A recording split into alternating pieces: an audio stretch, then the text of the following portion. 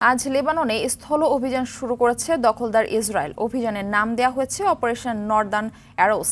স্থল অভিযানের সাথে চলছে তুমুল বিমান ও কামান হামলা। এতে হিজবুল্লাহর সাথে তীব্র সংঘর্ষের শঙ্কা রয়েছে। বসত ভিটা ফেলে অনিশ্চিত গন্তব্যের পথে বেসামরিক মানুষ। ফারুক হোসেনের রিপোর্ট।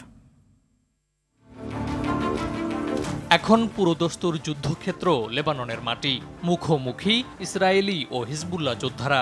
2006 সালের পর এই প্রথম লেবাননের ভূমিতে প্রবেশ করল নেতানিয়াহু বাহিনী।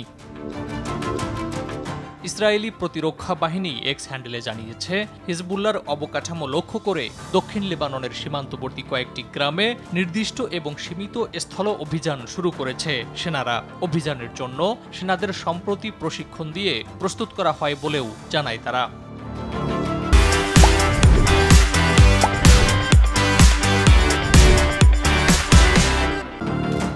শুধু সীমান্ত এলাকা নয়, হামলা চলছে লেবানন জুড়েই। রাজধানী বৈরুত, সিডনের ফিলিস্তিনি শরণার্থী শিবিরে বিমান হামলা হয়েছে। হামলার ঘটনা ঘটেছে সিরিয়ার দামেস্কেও। গাজা উপত্যকায় ইসরায়েলি বিভৎসতা চলছেই। এতে যুদ্ধের পরিধি দ্রুতই বাড়ছে।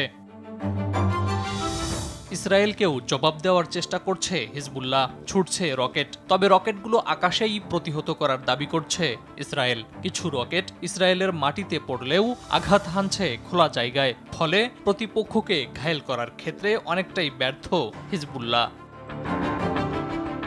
ইসরায়েলি নির্বিচার হামলায় ধীরে ধীরে মানবিক পরিস্থিতির অবনতি হচ্ছে লেবাননে।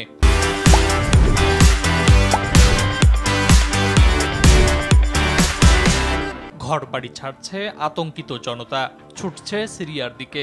লেবাননের প্রধানমন্ত্রী নাজিব মিকাতি জানিয়েছেন, দেশটিতে প্রায় 10 লাখ মানুষ বাস্তুচ্যুত হয়েছে। শুধু তাই নয়, সিরিয়ার অনিশ্চিত জীবন থেকে বাঁচতে একসময় যারা লেবাননে নিরাপদ আশ্রয়ের খোঁজে এসেছিলেন, তাদের আবারও ফিরতে হচ্ছে সেই সিরিয়াতেই।